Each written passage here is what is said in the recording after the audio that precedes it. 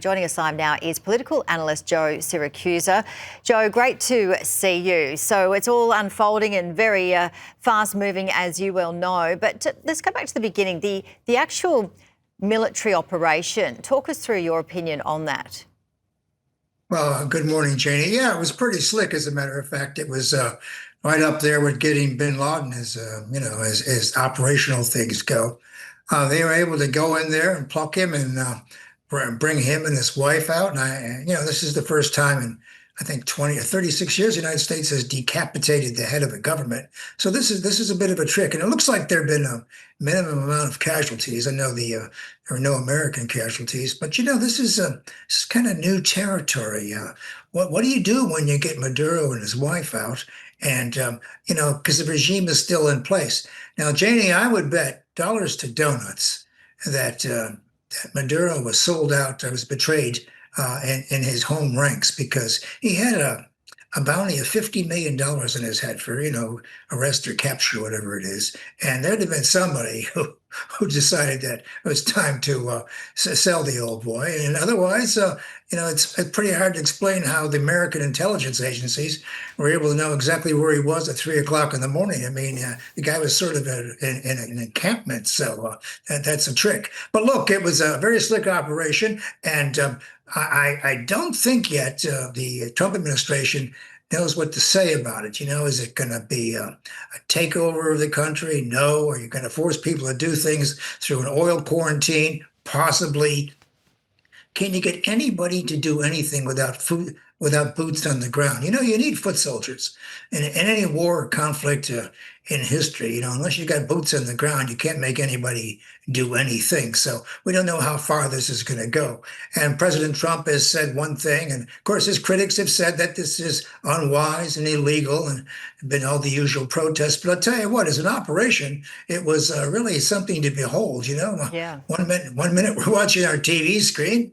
Next thing you know, Maduro's on his way to Brooklyn to be arraigned. I mean, this is an extraordinary thing. And, the other thing too is how far do you go with this? I mean, once you've decapitated this guy, I mean, do you go in, start delivering the mail and directing downtown traffic in Caracas? I mean, how far do you go? How far can you go?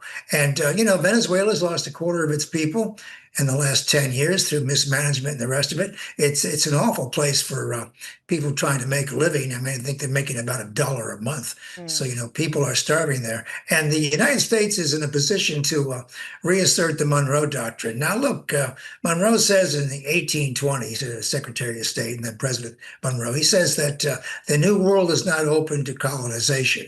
Teddy Roosevelt comes along later with this so-called corollary, where he says that the United States has the right to intervene in the life of Latin American countries if they're about to be jumped on by European nations for not paying their debts and the like. So, this is kind of a new wrinkle.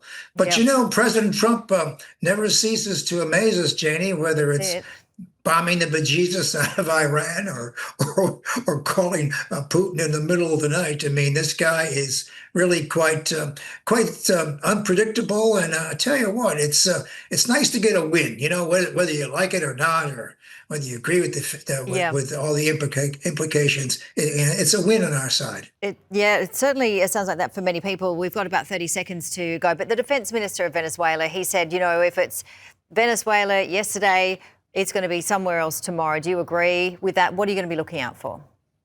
Not really. I mean, the Venezuela was the recipient of one of the finest naval forces ever floating in the Caribbean. You need the ability to project power. You can talk about being tough in Taiwan. You can be tough in Kiev and other places. But unless you have the ability to project power in a manner that is decisive, it doesn't make any difference. So it all depends on the country wielding the power and all the rest of it. Now, the thing is how does President Trump what does he do with this thing? How far does he go?